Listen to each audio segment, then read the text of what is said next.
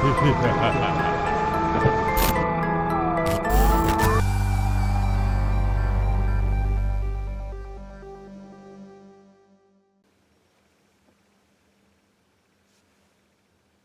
everybody! Vampire Tekking back again. 13 Nights of HoroWeen. Before I begin, I just wanted to give a little bit of a... feel like I need to give you guys an apology, because I finally got around to reading all those chapters of Fairy Tail that I missed while I was asleep. And wow, that was bad. That was really bad. Like... why didn't you guys tell me it was that horrible? Like, hearing me co-op that series in the past few episodes must have made your ears bleed. Holy crap. Like, look, take it from me. I'm a vampire, okay? I mean, we're, like, nigh immortal, okay? I've been around since, what was that, 1886 is when I got turned, so it's like 131 years. That's how long I've been around, and, but that's still, like, a decade of my life I'm not getting back reading that series. Okay. Crap. Okay, anyway, it's not about this. This is about One Piece, the top 13 best villains and antagonists in the story, and today's video is going to be about, oh, great, we're talking about this guy. We're talking about God! Oh, wait, hold on. No, it's not. Oh, okay, it's not that god. All right, good. That's good. This is talking about Enel, the god of Skypiea, the great rap god in the sky that will descend upon high and I don't know, make us all extra crispy with his electricity powers. I mean, well, hey, if you're gonna have a god character in a series, or if you're gonna have a character think that they're god, you know, you have to have powers that go along with that, and Enel certainly does fit the bill. He has the ability to summon lightning bolts, and he's pretty good at it, too. He's not like an amateur with it, like just throwing off random lightning bolts. He can pretty much shoot lightning wherever he wants to in the sky. I would assume it's also, you know, on the surface world, if he really wanted to, he could stir up, you know, lightning storms that way too, but from what we've seen, Enel doesn't really care much about the blue sea world or anything like that. His thing is all about finding the fairy Verth, the legendary land that has a Verth as far as the eye could see. Verth being soil, or you know, earth, you know, that exists in the sky, because, you know, in the sky everything's made of island cloud or some other form of cloud. They don't have regular dirt up there, so whenever an island gets blasted into the freaking stratosphere, as was the case with Jaya, they, you know, treat this stuff as if it's sacred because it doesn't naturally occur up there. So that's one of the twists Oda did that was kind of neat. It was just like something that humans, you know, treat as like, oh, this is just dirt. This is, you know, it just gets all of your, you know, clothing and everything. It's disgusting, whatever. It's just soil. It's whatever. The people in the sky view it as like holy and sacred. So that was something interesting there, how people can view, you know, like one thing can be viewed as just trivial to some, and then others it can be viewed like with a divine light. So that was cool. And the idea is that the fairy Verth is a place where it's Verth as far as the eye could see, infinite, endless. And we actually don't know what it was when they were originally talking about it. You know, Enel was just mentioning it as like a fairy tale, and he eventually constructed this entire huge arc, this ship called the Maxim. Awesome name for a ship, by the way, which is one of the very few flying machines in the One Piece world, which I don't know if Enel were to ever come back on Earth or something, if he really wanted to, he could pretty much, like, rule the entire world. No, he wouldn't be able to rule the entire world. Now, in order to rule the entire world, in order to, like, topple the world government and take on Marijois, you need more than a giant ship. Well, okay, he already has that, though. And you need something like an incredible amount of power. Well, he has the ability to summon lightning. Okay, well, you need a destructive ability to... well, no, he's got that. No, you need an army. You need an army that would literally do whatever you say, like an army of, like, automata or robots or... oh, shit, he's got that, too. How is this guy not taken over the entire world yet? He's got everything, that's all he needs. If only he was a little bit more brighter, if only he had a little more stuff going on up here. Because Enel is not... he's not an idiot, but he started calling himself a god so much that I think it just went to his head. Like, I think from the second he ate that the Goro Goro no Mi, and he started like, ah ha ha, you know, doing all the Sith lightning shit. I think he started thinking to himself, you know, I am God. And then that started getting that whole other ego trip. You know, once you start calling yourself God, that ego trip, oh man, there's no end to that spiral. And all of his followers started calling him by that. He started ordaining his own priests. Like, at that point, he was like, there's no one that can best me. I am the ultimate authority. I'm super powerful. And you know what? He did train with his devil fruit. He combined it with his hockey, you know, his Goro Goro no Mi and his observation hockey basically equal out to like a mass freaking radar, slash, like, he can hear people's conversations from like miles away. Not quite on the same level as, like, it's not exactly the same thing as Katakuri's, because Katakuri's hockey is still limited to a certain range, but he could see, like, a little bit into the future. With Eneru, it's more of just, like, amplifying observation hockey, using his Goro Goro to just, like, increase the range to, like, you know, kilometers in order for him to hear what people are saying on an island, you know, miles and miles away. I switched back and forth between kilometers and miles there. Whatever, I'm catering to the entire world today. Anyway, of course, you know, he had slaves, and he was making them build this ship for him to, you know, shuffle off to the fairy Verth. That's when Luffy and the gang showed up, and Eneru was very threatening. Like, this isn't a situation where, like, the Straw Hats have an easy fight against him. You know, a lot of times, like look what happened with Hody.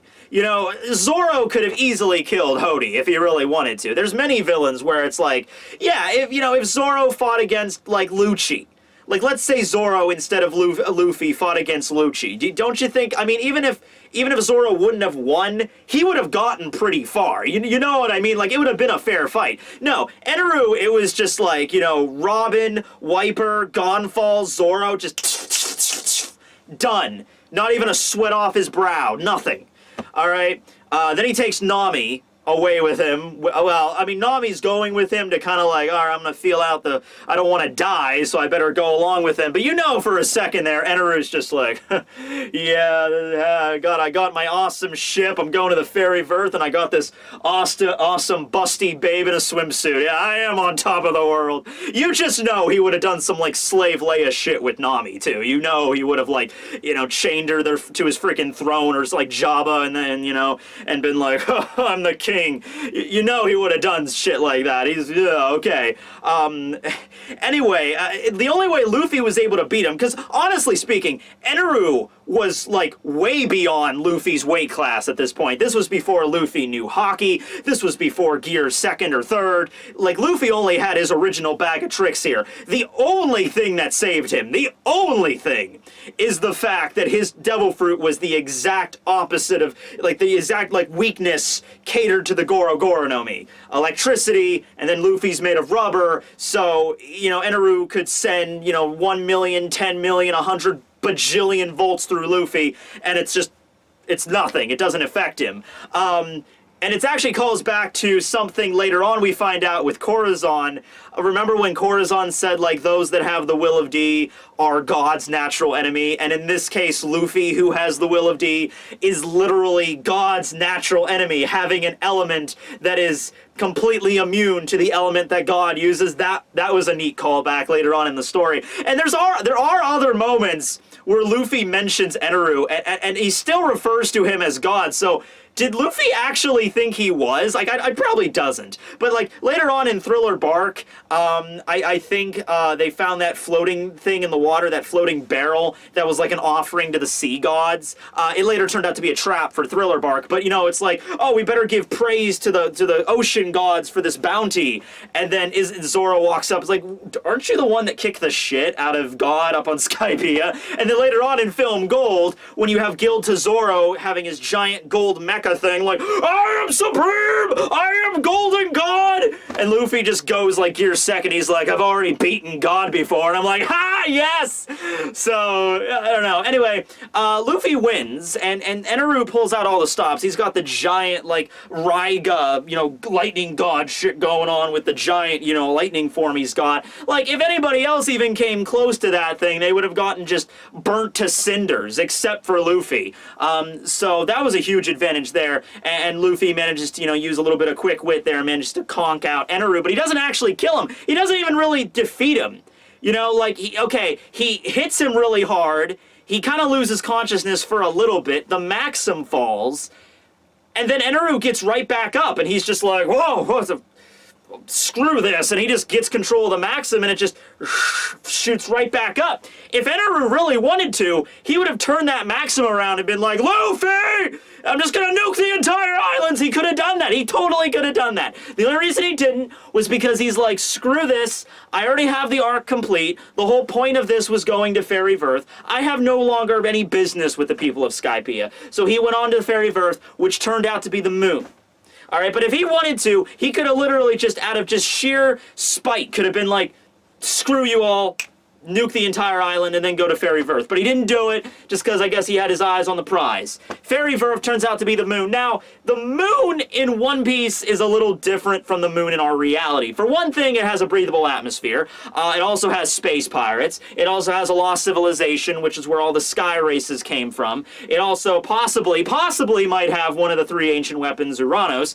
And it also has these little things called automata, which are these automated artificial life forms that are still capable of like thought and like emotion and everything like that. They're just automated that used to work in this city, and I guess due to lack of resources, the people that the sky races from the moon had to leave the moon and head down to the actual planet proper due to the lack of resources. But thanks to Eneru's Goro Goro no Mi, he could just charge that entire city up. And so now we have Eneru on the moon, fully charged up city with all this information, which is very integral for like the Void Century most likely, possibly has access to an ancient weapon, still has the Maxim, unless the Maxim got destroyed by the space pirates. See, I originally thought that this scene here in the cover series meant that the space pirates blew up the Maxim, and that's why Eneru got pissed. But now I actually think the reason what happened is he got pissed